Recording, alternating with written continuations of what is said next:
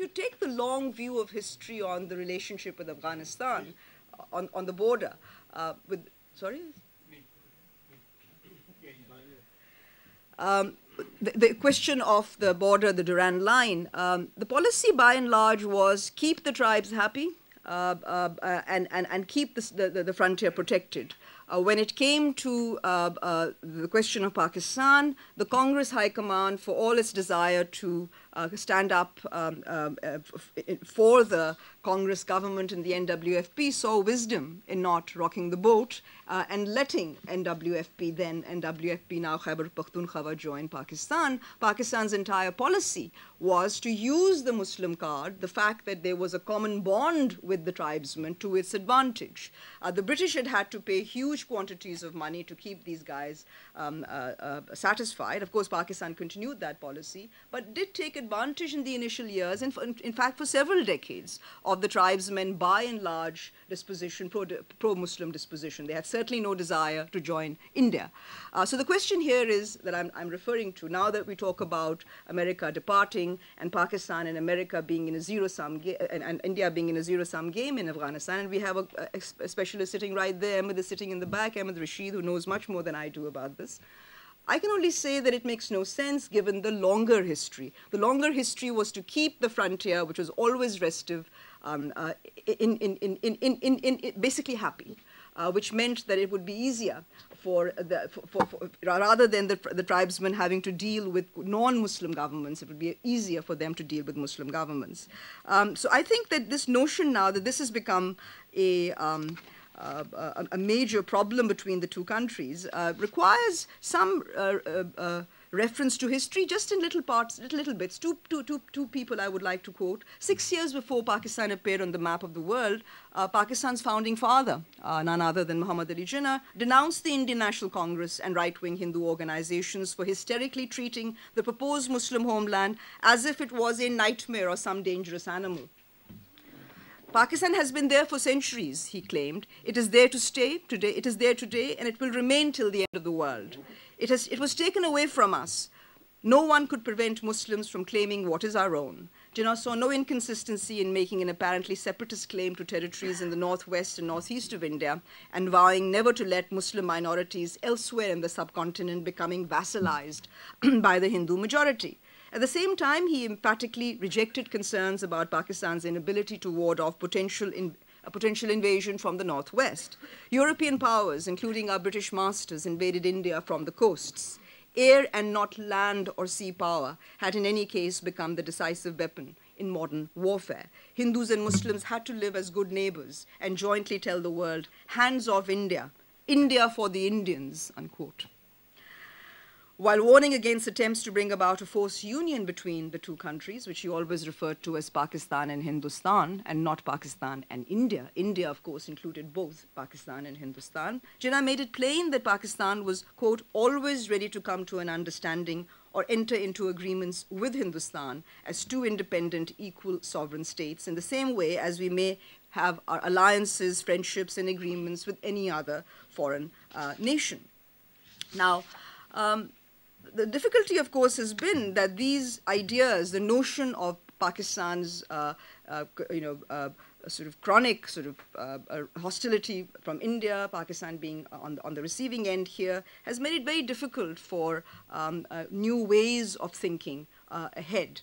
India hasn't made life easy either for Pakistan. As the larger neighbor, it could have been expected to show much more maturity, if not generosity, in handling these border issues, whether it was the question of Kashmir, which I'd like to come to a little later, but also the handling of the current situation as it is unfolding in Afghanistan.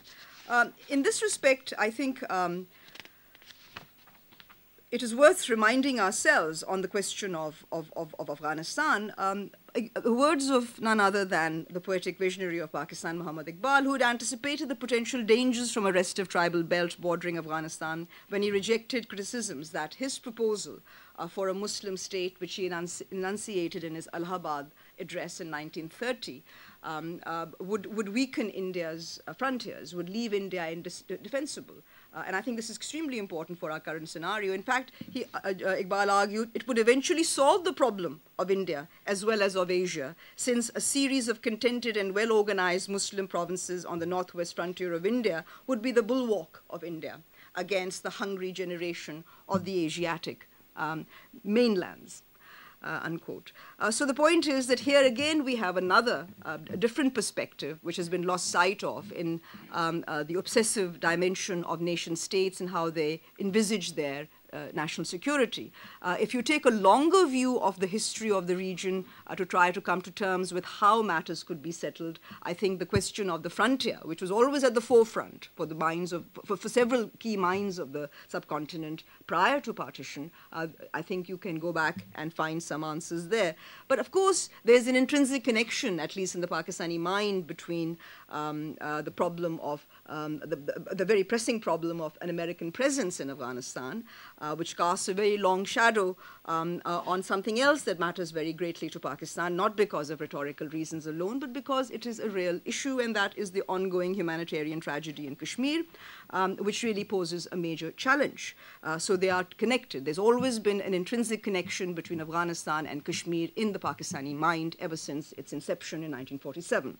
Of course, there have been major changes, but there's no time to talk about that.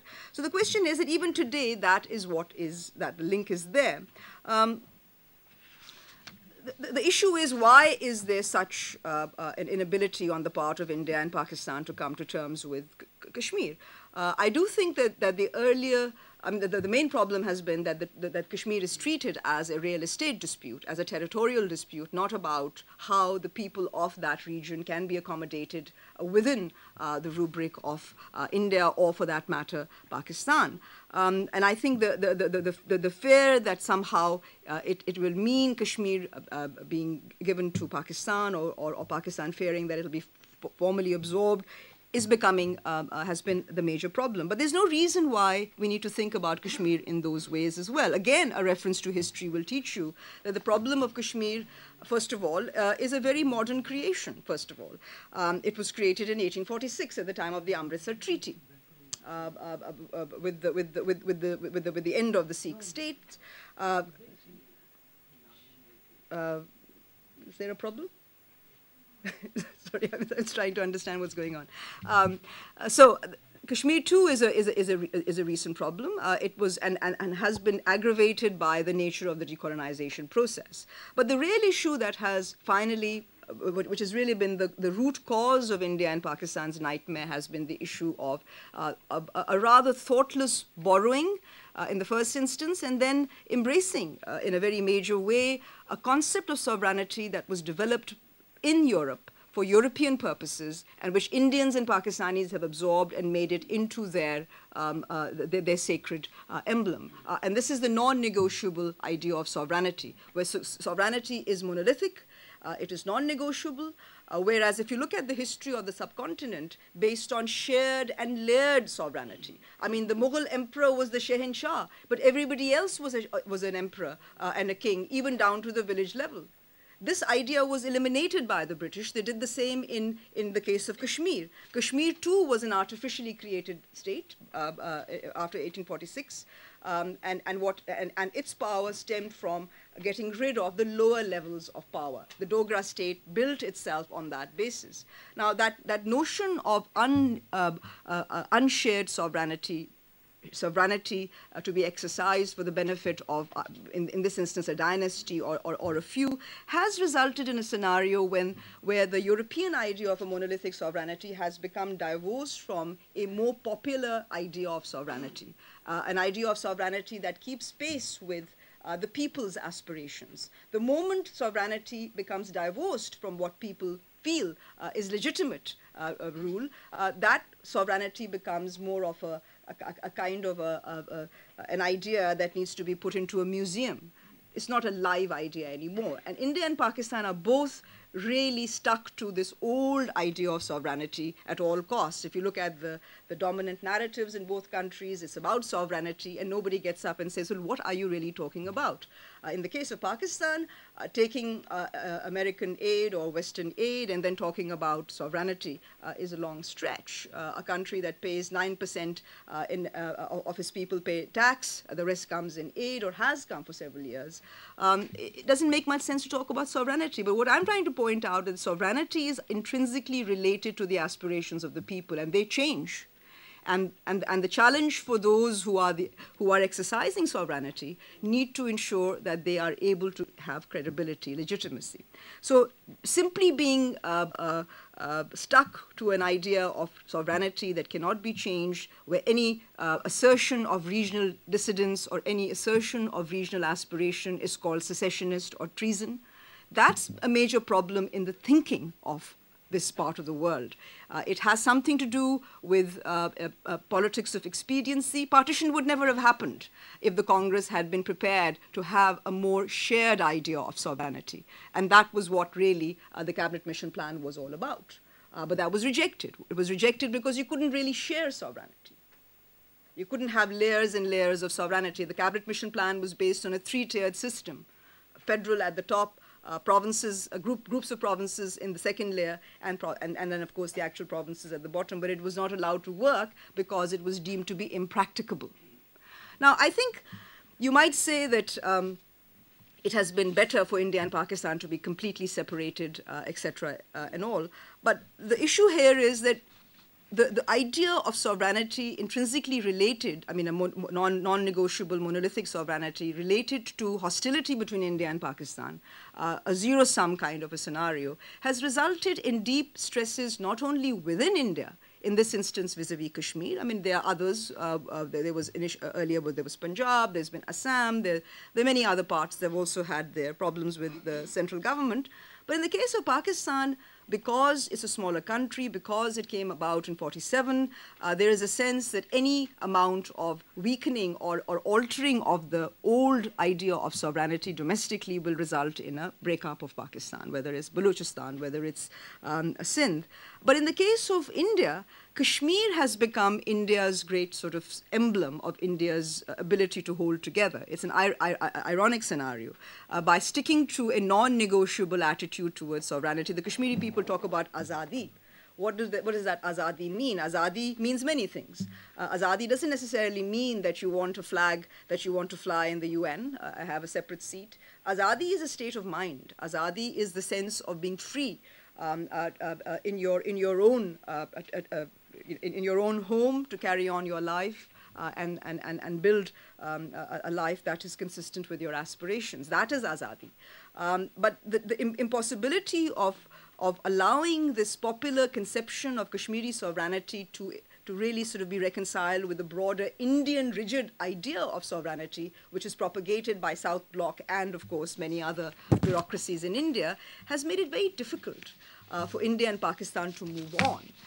The lack of a graciousness in the case of India towards Kashmir has to do with, is related to the Indo-Pakistan hostility.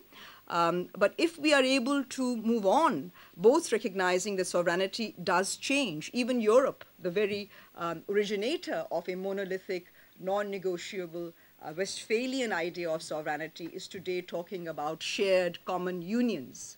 There is no reason why we have to be more holier than the Europeans when it comes to ideas of sovereignty. Sovereignty is an idea. It changes with time. It is nothing hollow. It's not a. It becomes hollow only if you realize and argue that it is simply a thing. Sovereignty cannot change. Sovereignty is about what people think about a sovereign nation. Does it have credibility? Does it have legitimacy? So I think that by abandoning their old analytical equipment, both countries and both bureaucracies in particular can learn a great deal. That's what academicians do. After the breakup of the Soviet Union, the collapse of the Soviet Union, we've all been upgrading our analytical equipment. Nobody thinks about nation states and their boundaries as completely inviolable or unchangeable. They do change because they have to compromise, they have to be negotiated. Sovereignty too has to be reconsidered. The Soviet Union has reconsidered its sovereignty. There's no reason why Kashmir cannot be accommodated within the rubric of the pre-existing nation states of South Asia, the subcontinental South Asia, with the Kashmiris feeling that they have got their azadi. It could be on the model of a Quebec model, even though the Quebec model was rejected. But the idea of a sovereignty association, which does not take anything away from India's sovereignty or Pakistan's, is one way forward. I think similar sorts of arrangements will have to be made on Afghanistan as well. But the issue of sovereignty and the arrogance of the nation states in this regard is becoming a great detriment to future of peace and recognition of the common shared destiny. There is so much more to be said, and I don't want to hinder an interactive dialogue with you or to prevent others from talking about the many challenges we face in the subcontinent, environmental, economic, that in many ways are much greater, even if we get all our political arguments in place and we are willing to compromise, the challenges we face are greater than our political differences. Thank you very much.